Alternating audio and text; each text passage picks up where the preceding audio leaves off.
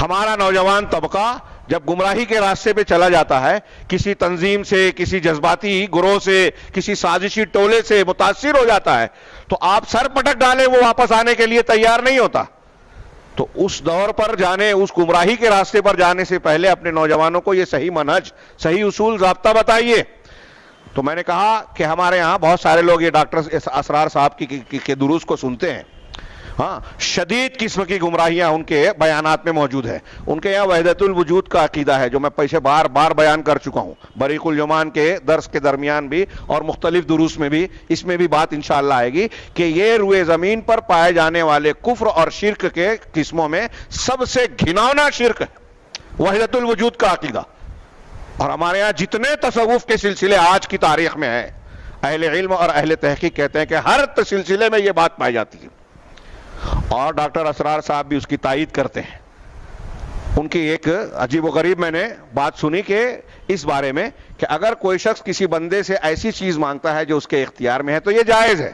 لیکن ایک بار دو بار اگر تیسری مرتبہ مانگا تو یہ شرک ہو جائے گا۔ انہوں نے کہا کہ ان کے کسی استاذ نے، یا میں بھول رہا ہوں نام، بتایا کہ میرے ایک فلاں صاحب نے مجھ سے یہ بات بیان کی تھی، اور انہوں نے اس بات کو بطور تائید پیش کیا ہے اپنے درس میں۔ کسی صاحب نے کلپ بیچ کر ان کے بات کو نقل کر کے سوال کیا تھا، اور میں نے دیکھا کہ کسی صاحب علم نے جواب دیتے ہوئے کہا کہ یہ غلط بات ہے۔ اگر ایک انسان کی قدرت میں، مخلوق کی قدرت میں کوئی بات ہے اور آپ اس سے اس چیز کو مانگ رہے ہیں، تو اگر 5 مرتبہ بھی مانگ رہے ہیں تو یہ شرک کیسے ہو جائے گا؟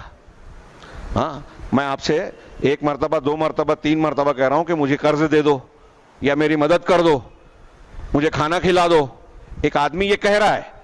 جو آپ کے اختیار قدرت میں موجود ہے،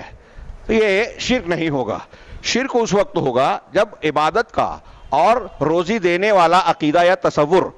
اس کے ذہن میں آ جائے کہ یہ روزی دینے والا ہے، یہ نہیں دے گا تو میں بھوکا مر جاؤں گا۔ اس قسم کی اعتقادی چیزیں اگر آ جائے تب ہم کہہ سکتے ہیں، ورنہ محض مانگنا ایسی چیز جو آپ بندے کے اختیار میں ہے، یہ 1 مرتبہ سے 3 مرتبہ ہو جائے تو شرک ہو جائے گا۔ کس بنیاد پر، کس دلیل پر، یہ واضح نہیں کیا، تو یہ ایک جہالت کی بات ہے۔ ایک بزرگ تھے جو فوت ہو گئے، انہوں نے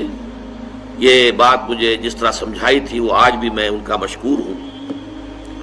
کہ دنیا میں عام قاعدے قانون کے تحت بھی کسی سے کچھ کہنا کہ بھائی میرا یہ کام آپ کر دیجئے، آپ کر سکتے ہیں، ایک دفعہ کہنا جائز ہے، دوسری مرتبہ یاد دلا دینا کہ شاید بھول گئے، وہ بھی جائز ہے، تیسری مرتبہ کہنا شرک ہو جائے گا۔ اور اس میں الہا و زاری کرنا اور خوشامدیں کرنا اور گڑ گڑانا، یہ تو شرک ہے۔ تم نے یہ سمجھا ہے کہ تمہارا کام یہی کر سکتا ہے، کام کرنے والا تو اللہ ہے۔ لا فاعل فی الحقیقت ولا مؤثر الا اللہ۔ حضور نے فرمایا کہ اگر تمہیں جوتا باندھنے کا تسمہ درکار ہو تب بھی اللہ سے مانگو، کسی کے سامنے سوال کا جو ہاتھ جو ہے وہ دراز نہ کرو۔ اللہ نے تمہیں ایک عزت نفس دی ہے، اس عزت نفس کو دہلا نہ بناؤ، کسی کے سامنے جو ہے اپنا ہاتھ پھیلا دینا، اپنی عزت نفس جو ہے اس کو ختم کر دینا ہے، مت مانگو کسی سے کچھ۔ لیکن یہ کہ ٹھیک ہے دنیا میں کام چلتا ہے۔ حضور کا شکی شان تو یہ تھی کہ اگر آپ سواری پر ہوتے تھے اور آپ کی چھڑی گر گئی تو سواری کو بٹھا کے اس سے اتر کر چھڑی خود اٹھاتے تھے، آپ کسی اپنے ساتھی سے یہ نہیں کہتے تھے کہ میری چھڑی پکڑا دو مجھے۔ آپ کی تو غیرت کا عالم جو ہے وہ بہت بلند تھا، بہت بلند تھا، بہت بلند تھا۔ لیکن دنیاوی عام طریقے سے یہ کہ ٹھیک ہے بھئی آپ ایک کام ہے آپ کر سکتے ہیں، یہ کر دیجیے، اس نے کہہ دیا ٹھیک ہے میں کروں گا، پھر بھول گیا یا کچھ اور ہوا،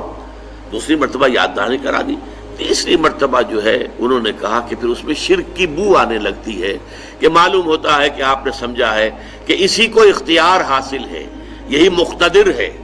اسی کو آپ کا کام کرنے کا جو ہے وہ پوری قوت اور قدرت حاصل ہے، اور یہ چیز جو ہے یہ شرک کی بو اس میں سے آنی شروع ہو جاتی ہے۔ لیکن یہ ہے معاملہ سارا جو اسباب عادیہ کے تحت، اس سے ماورا آپ کسی کو نہیں پکار سکتے۔